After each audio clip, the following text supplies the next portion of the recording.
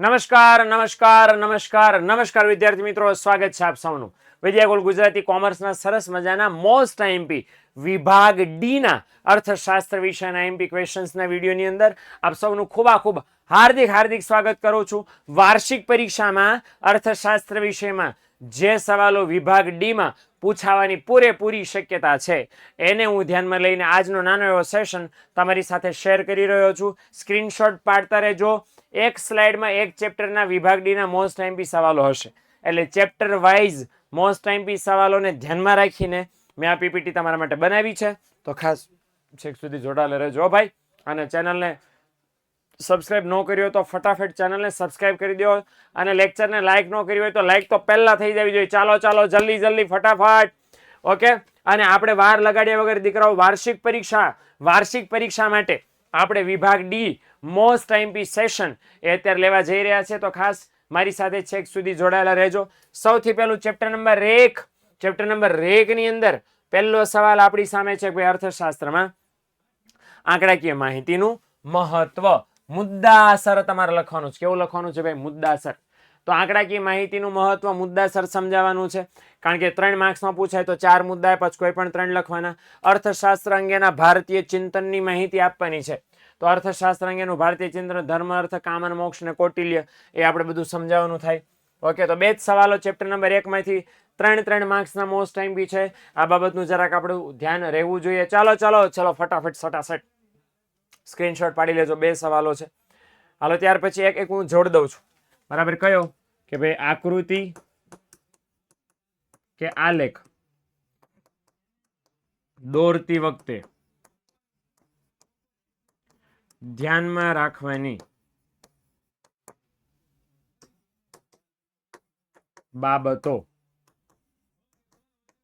જણાવો. 3 બાબતો છે, 3 માર્ક્સ માટે ખાસ અગત્યની છે.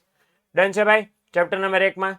હાલો, ત્યાર પછી ચેપ્ટર નંબર 2 ની વાત કરીએ તો વિનિમય મૂલ્ય અને ઉપયોગિતા મૂલ્ય વચ્ચેનો સંબંધ ભાઈ વન શોટ લેક્ચર ની અંદર આ સમજાઈ દીધો છે, જોઈ લેજો. શ્રમના લક્ષણો 6 છે. 6 લક્ષણો 3 માર્ક્સમાં લખવાના થશે. વ્યાપાર ચક્રની વ્યાખ્યા આપવાની હેબરલર અથવા તો હોટ્રેની, અને એના આધારે એના મહત્વના 4 તબક્કાઓ છે સમજાવવાના. યાદ રાખજો, તબક્કા કીધા એટલે કયા આવશે? તેજી, ઓટ, મંદી, સુધારણા. ડન છે? તો 4 તબક્કાઓ આપણે લખવાના થશે. તો 2 માર્ક્સ માટે મોસ્ટ આઈએમપી સવાલ 3 આપ્યા છે, જરાક સ્ક્રીનશોટ પાડી લ્યો. પરીક્ષાની અંદર વાર્ષિક પરીક્ષા તમને ખાસ ઉપયોગી બનાવશે વાર્ષિક પરીક્ષામાં. ઓકે, ચાલો ચેપ્ટર નંબર 3 તરફ આપણે આગળ વધતા જઈએ. ત્યાં સુધીમાં માંગ નામનું ચેપ્ટર છે. તેમાં વિસ્તરણ અને સંકોચન આકૃતિ સહિત સમજાવવાનું છે. માંગની આવક સાપેક્ષતાની સમજૂતી. આવક સાપેક્ષતામાં શું લખવાનું? તો એના જે અર્થ લખવાનો અને એના પ્રકારો આપણે ખાસ અહીંયા મેન્શન કરવાના છે. તો ભૂલવા નથી. ચાલો, માંગની આવક સાપેક્ષતાની સમજૂતી આપવાની થશે. ત્યાર પછી માંગના નિયમના અપવાદો સમજાવવાના છે. તો માંગના નિયમના અપવાદો કેટલા છે ભાઈ? ચોગડે 4, એમ જ લખવાના છે. તગડે કોઈ પણ 3. તો 3 અપવાદો ખાસ લખવાના છે. અને એ અપવાદો લખવા માટે આપણે પેલા સ્ક્રીનશોટ તો પાડવો પડે ને. સ્ક્રીનશોટ પાડી લો. હાલો જલ્દી. હું ચેપ્ટર વાઇઝ 3 કે 4 જ સવાલો આપીશ, બહુ ઝાઝા આપણે નહીં ભેગા કરવા. પાકા કરજો, પણ પાકા કરજો તો વાર્ષિક પરીક્ષામાં કામમાં આવશે ને. ચાલો જલ્દી આગળ વધીએ. ત્યાર પછી અને મોસ્ટ આઈએમપી તમને કહી દઉં, 11મા ધોરણનો વાર્ષિક પરીક્ષા માટે સૌથી અગત્યતા ધરાવતો પેપર સેટ આપણી પાસે છે જ ઓલરેડી. મગાવવા માટે શું કરવાનું છે? 97 44 45 48 નામના નંબર ઉપર કોલ કરવાનો છે, ઓર્ડર લઈ લેવાનો છે. 2-3 દિવસની અંદર ઘરે પહોંચી જશે. તૈયારી શરૂ કરી દો અત્યારથી. વાર્ષિક પરીક્ષાને થોડી ઘણી વાર છે, ત્યાં સુધીમાં જો પેપર સેટનું સોલ્યુશન કરશો તો ઘણો બધો ફાયદો દીકરાઓ તમને થઈ જશે. અને નંબર 2, ત્યાર પછી એસપીસીસી અને ઇકોનોમિક્સ બંને વિષયના સેક્શન એ અને સેક્શન બી બંનેના મોસ્ટ આઈએમપી એમસીક્યુ અને વીએસક્યુ એના સવાલોની જવાબો સાથેની પીડીએફ અવેલેબલ છે. તો એ ભૂલ્યા વગર તમારે મેળવી લેવાની છે. મળે ક્યાં? આ જે વિડીયો તમે મને અત્યારે જોઈ રહ્યા છો એના ડિસ્ક્રિપ્શનની અંદર એની લિંક આપેલી છે. તો ખાસ ભૂલ્યા વગર લઈ લેજો, એની પ્રેક્ટિસ કરી નાખજો, જેથી પરીક્ષામાં સારામાં સારા માર્ક્સ 11મા ધોરણમાં સ્કોર કરીને કોન્ફિડન્સ બૂસ્ટ કરી શકાય કે મારા ટકા હારા આવે. તો 12મા ધોરણમાં કોન્ફિડન્સ કામમાં લાગે કે ન લાગે? હે ને? ચાલો આગળ વધીએ. ત્યાર પછી ચેપ્ટર નંબર 4 ની આપણે વાત કરી દઈએ. ચેપ્ટર નંબર 4 ની અંદર પુરવઠા વિધેય 3 માર્ક્સ માટે મોસ્ટ આઈએમપી છે. પુરવઠાના નિયમના 2 જ અપવાદો છે, અલભ્ય વસ્તુ અને નાશવંત વસ્તુ. પુરવઠામાં વધારો ઘટાડો આકૃતિ દ્વારા આપણે સમજાવવાનો છે. તો ત્રણ સવાલો છે. તો ચેપ્ટર નંબર 4 માંથી છે મોસ્ટ આઈએમપી. આ બાબતનું આપણે ધ્યાન રાખવાનું થશે. ચલો સ્ક્રીનશોટ પાડતા જજો. ચલો ફટાફટ. હા, બજારમાં કિંમત નિર્ધારણ છે, પણ એ 5 માર્ક્સમાં છે, એટલે એને આપણે અત્યારે કન્સિડર નથી કરી રહ્યા. ઓકે, ચાલો આગળ વધીએ. ચેપ્ટર નંબર 5 આવક અને ખર્ચના ખ્યાલો. એમાં પહેલું છે અસ્થિર ખર્ચનો અર્થ આપવાનો, પછી આકૃતિ દોરવાની, પછી એની ટૂંકમાં સમજૂતી આપવાની. તો અર્થનો 1 માર્ક, આકૃતિનો 1 માર્ક અને સમજૂતીનો 1 માર્ક આવી રીતે થશે. ઢંઢાળવાળી હોય અસ્થિર ખર્ચની રેખાની આકૃતિ. વૈકલ્પિક ખર્ચના માપનની મુશ્કેલીઓ 2 છે. એક ઉપયોગિતાવાળા સાધન અને વૈકલ્પિક ઉપયોગિતાવાળા સાધન, એક કરતાં વધુ ઉપયોગીવાળા સાધન. બેના કારણે વૈકલ્પિક ખર્ચ માપી શકાતો નથી. ઓકે, તો એ આપણે ડિટેલમાં ઉદાહરણ સાથે સમજાવવાના. સરેરાશ ખર્ચ અને સીમાંત ખર્ચ વચ્ચેનો સંબંધ આકૃતિ દ્વારા સમજાવવાનો છે. આવી કંઈક આકૃતિ બનશે. ઓકે, તો એ આપણે દર્શાવવાનો થશે, આકૃતિ દોરીને દર્શાવવાનો થશે. 3 સવાલો મોસ્ટ આઈએમપી છે. ચેપ્ટર નંબર 5 માં એક હું હજી મારો ઘરનો સવાલ આમાં મારે લખી દેવો જોઈએ. વાસ્તવિક ખર્ચ સમજાવો. ડન છે? ચાલો ફટાફટ એન્યુઅલ એક્ઝામ માટેના મોસ્ટ આઈએમપી સવાલો હું તમારી સાથે શેર કરી રહ્યો છું. તો સ્ક્રીનશોટ પાડવો જોઈએ, સ્ક્રીનશોટની તૈયારી રાખજો. ચાલો આગળ વધીએ. ત્યાર પછી આપણે આગળ ચેપ્ટર નંબર 6 બજારની આપણે વાત કરીએ. તો ઇજારયુક્ત હરીફાઈ ના 3 લક્ષણો આપણે સમજાવવાના છે. ઇજારયુક્ત હરીફાઈના એ 3 આપણે મોસ્ટ કોઈ પણ 3 સમજાવી શકો કે ફરજિયાત નથી. કયા? આ તો ભાઈ મોસ્ટ આઈએમપી છે. કિંમત ચુસ્તતા, જેને ખાંચાવાળી માંગ રેખા પણ કહેવાય. કેવી રેખા? ખાંચાવાળી માંગ રેખા પણ તમે એને બોલી શકો છો. તો એ આકૃતિ સાથે જોઈને આકૃતિ આવી દોરવાની થશે, આવી, તો એ પણ તમે સમજી શકો છો. ડન. ત્યાર પછી પૂર્ણ હરીફાઈ અને ઇજારાનો તફાવત ચોપડીમાં આપ્યો નથી, આપણે હાથે બનાવવાનો થશે. એટલે બેમાં તફાવતના મુદ્દા એ જો તમને લખી દઉં છું. બેમાં પહેલા હું લખવાનો અર્થ, પછી વેચનારની સંખ્યા, ખરીદનાર 2 માં અસંખ્ય હોય એટલે એ આપણે લખતો હોય. પૂર્ણ હરીફાઈમાં અસંખ્ય વેચનારા હોય, આમાં એક જ વેચનાર હોય. પછી હરીફાઈ, તો પૂર્ણ હરીફાઈમાં હરીફાઈ જોવા મળે, ઇજારામાં હરીફાઈનો અભાવ હોય. પછી કિંમત નક્કી કરનાર, તો અહીંયા પૂર્ણ હરીફાઈમાં વેચનાર કિંમત નક્કી કરી શકે નહીં. કિંમત માંગ અને પુરવઠાના આધાર નક્કી થાય. જ્યારે ઇજારામાં વસ્તુ સેવાની કિંમત ઇજારદાર નક્કી છે, એ સરળતાથી કરી શકે. પછી અહીંયા કિંમતમાં ફેરફાર, કિંમતમાં ફેરફાર પૂર્ણ હરીફાઈમાં શક્ય નથી, પણ ઇજારાવાળા બજારમાં શક્ય છે.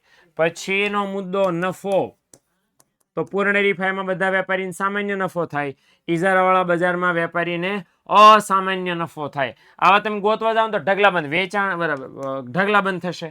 ઓકે, તો આ બાબતનું આપણે ખાસમાં ખાસ ધ્યાન રાખજો. એટલે ઘણું બધું થઈ શકે. બરાબર. આ તો મેં જો તમે 3 ને 3 6 તો કહી દીધા. 3 માર્ક્સમાં 2 બાજુ 6 મુદ્દા લખવાના થશે. આટલું તો ઘણું બધું ઇનફ છે. ડન છે ભાઈ? હાલો આગળ વધીએ. ત્યાર પછી ચેપ્ટર નંબર 7 ની વાત કરીએ. ટૂંક નોંધ લખવાની છે. પ્રાચીન ભારત 3 માર્ક્સ માટે મોસ્ટ આઈએમપી. ભારતમાં પાયાની સુવિધાઓ 5 આપી છે. ઓકે, શિક્ષણ ને, રેલવે ને, વીજળી ને, એ બધી. તો એ 5 સુવિધાઓમાંથી કોઈ પણ 3 લખો વિથ આંકડા. ખાસ અગત્યનું છે હેને. અને ત્યાર પછી ટૂંક નોંધ લખવાની છે. રાષ્ટ્રીય આવકમાં વિવિધ ક્ષેત્રોનો ફાળો. રાષ્ટ્રીયમાં વિવિધ ક્ષેત્રોનો ફાળો ચોપડીમાં કોષ્ટક દોર્યું છે. આપણે કોષ્ટક ન દોરીએ તો પણ વાંધો નથી, પણ આંકડા તો લખવા પડશે ને. છેલ્લા 2013-14 એ 2013-14 આંકડા આપણે મેન્શન કરીને કામ ચલાવવાનું છે. ઓકે, ચાલો ડન છે. સ્ક્રીનશોટ પાડતા રહેજો ફટાફટ. આ ચેપ્ટર નંબર 7 છે, ભારતીય અર્થતંત્ર, જે 3 ભાગમાં આપણને એ લોકો ભણાવે છે.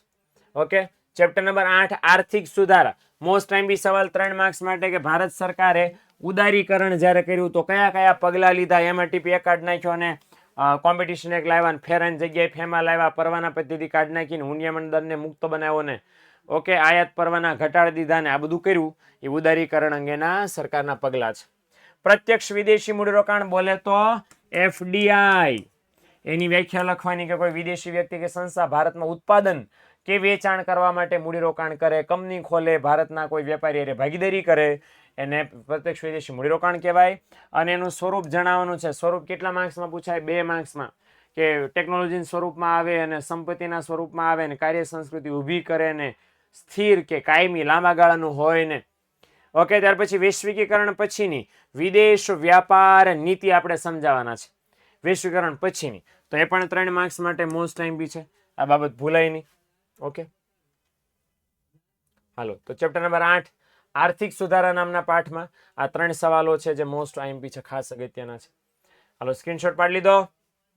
આગળ વધીએ ત્યાર પછી ચેપ્ટર નંબર 9. ચેપ્ટર નંબર 9 છે રાષ્ટ્રીય આવક. તો એમાં રાષ્ટ્રીય આવકની ગણતરીમાં જેટલી સમસ્યાઓ આપણને ઉદ્ભવે છે એની સમજૂતી આપવાની છે. ખાસ અગત્યનો સવાલ છે. અને ત્યાર પછી છે માથાદીઠ આવકનો અર્થ અને એનું મહત્વ. તો એ પણ ખાસ અગત્યનું છે. મહત્વના 6 મુદ્દા આપણે મેન્શન કરવાના છે, ભૂલવાના નથી. ટૂંક નોંધ લખવાની છે. કાચી આંતરિક પેદાશ જેને કહેવાય જીડીપી, ગ્રોસ ડોમેસ્ટિક પ્રોડક્ટ. કાચી રાષ્ટ્રીય પેદાશ જેને કહેવાય જીએનપી, ગ્રોસ નેશનલ પ્રોડક્ટ. અને કાનમાં કહું, બરાબર, એનએનપી મેળવવું હોય શું કરવાનું? સોરી, એનડીપી મેળવવું હોય શું કરવાનું? જીડીપી માઇનસ ઘસારો. અને જીએનપી મેળવવું હોય તો સોરી, માફ કરજો, માય મિસ્ટેક. એનએનપી મેળવવું હોય શું કરવાનું? જીએનપી માઇનસ ઘસારો લ્યો, એટલે તમને આ બે મળી જશે.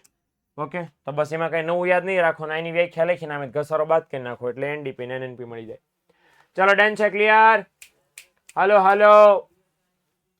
આગળ વધીએ. ત્યાર પછી ચેપ્ટર નંબર 10 ની વાત કરીએ કે અંદાજપત્રની અસરો જણાવવાની છે. 3 માર્ક્સ માટે મોસ્ટ આઈએમપી છે. 10મા ચેપ્ટરનો છેલ્લો ટોપિક પાકો કરવાનું ભૂલતા નહીં. પંચાયતના કાર્યો અને આવકના સ્ત્રોતો એ પણ ખાસ અગત્યનો સવાલ છે. અને જીએસટી લાવવા પાછળના કારણો મોસ્ટ આઈએમપી. 2 સ્ટાર કરી દઉં છું. જીએસટી લાવવા પાછળના 6 કારણો મોસ્ટ આઈએમપી છે, આપણે લખવાના થશે. ડન. અને આ બધું લખ્યા પછી, આ બધું કર્યા પછી હવે 11મું 12મું ચેપ્ટર છે આર્થિક વિચારો અને પ્રાકૃતિક ખેતી. તો એ આપણે જોવાનું છે. જોતા પહેલા ખાસ તમને કહી દઉં કે ચેપ્ટર નંબર 1 થી લઈને 11 12 સુધીના બધા જ વિષયોના, આમ તો મારા ઇકોનોમિક્સમાં 12 ચેપ્ટર છે, બાકી બધા વિષયોમાં અલગ અલગ ચેપ્ટર્સ હશે, પણ બધાના મોસ્ટ આઈએમપી સવાલોનો પેપર સેટ આપણી પાસે અવેલેબલ છે. 97 44 45 48 પર ફોન કરીને મગાવી શકો. અને એની સાથે સેક્શન એ અને સેક્શન બી ની તૈયારી સંપૂર્ણ રીતે કરી શકો. એના માટે બંને પીડીએફ અવેલેબલ છે. એની લિંક આ વિડીયોના ડિસ્ક્રિપ્શનમાં છે. તો ભૂલ્યા વગર ડાઉનલોડ કરીને તમે છે મેળવીને સોલ્વ કરી નાખજો. ઓકે, અને ત્યાર પછી ચેપ્ટર નંબર 11 ગાંધીજીના યંત્ર સંબંધિત વિચારો આપણે જણાવવાના છે. 6 આપ્યા, 6 એક સાથે આપ્યા છે. પંડિત દીનદયાળના મતે આર્થિક સમસ્યાનો ઉકેલ માટે સંયમિત ઉપભોગની નીતિ આવશ્યક છે. અને સંપત્તિની માલિકીના સંદર્ભમાં પંડિત દીનદયાળના વિચારો છે આપણે જણાવવાના છે. ઓકે, એક હું કૌટિલ્યનું આમાં જોડ દઉં છું. રાજકોષ અંગેના વિચારો. રાજકોષ અંગેના કૌટિલ્યના જે વિચારો છે એ પણ 3 માર્ક્સ માટે જરાક પાકા કરી નાખજો. કૌટિલ્યએ રાજકોષ અંગે બહુ સરસ વિચાર આપ્યા છે, તો તમારે પાકું કરવું આવશ્યક છે. ઓકે, અને લાસ્ટ બટ નોટ લીસ્ટ પ્રાકૃતિક ખેતી. તો પ્રાકૃતિક ખેતીમાં જો લખ્યું છે કે બીજામૃતના ફાયદા અને એનો ઉપયોગ અંગે ધ્યાનમાં રાખવાની બાબતો આપણે જણાવવાની છે. ત્યાર પછી સહજીવન અને જૈવ વિવિધતાના સિદ્ધાંતો સમજાવવાના છે. આ છેલ્લો ટોપિક છે 12મા ચેપ્ટરનો. અને જીવંત આચ્છાદન. ઓકે, એટલે પાંદડા ને ડાળીઓ ને બધું જે લીલું હોય અને દાટી જાય જમીનની નીચે, તેથી જીવંત આચ્છાદન. ઓકે, તો આટલી વિગતો છે જે આપણે બાબત ધ્યાનમાં રાખવી જોઈએ. તો 3 સવાલો છે ચેપ્ટર નંબર 12 ની અંદર છે. ઓકે, ડન છે. તો બસ આટલા સવાલો વિભાગ ડી ના મોસ્ટ આઈએમપી સવાલોની અંદર હતા, જેને તમારે તૈયાર કરવાના છે. વારંવાર રિવાઇઝ કરી દેજો, એટલે વાર્ષિક પરીક્ષાની અંદર તમને ખૂબ મસ્ત કામમાં આવી જાય. તો દીકરાઓ, મને આશા છે વિડીયો તમને ઉપયોગી બનશે, લાભદાયક બનશે. તો એપ્રિલ 2026ની જે આ પરીક્ષા તમે આપવા જઈ રહ્યા છો એના માટે અત્યારથી બેસ્ટ ઓફ લક. તમારા જેટલા 11મા વાળા મિત્રો હોય ને, જરાક માહિતી ફેલાઈ દીજો, બરાબર, કે ભાઈ આવું એક ભવિષ્યવાણી સૂર્યોદય ઇકોનોમિક્સના લેક્ચરમાં પણ અને બધા વિષયમાં કોમર્સમાં આવવાના છે. તો જોડાવાનું ભૂલે નહીં. મળીએ મિત્રો નેક્સ્ટ વિડીયોની અંદર. ત્યાં સુધી આવજો.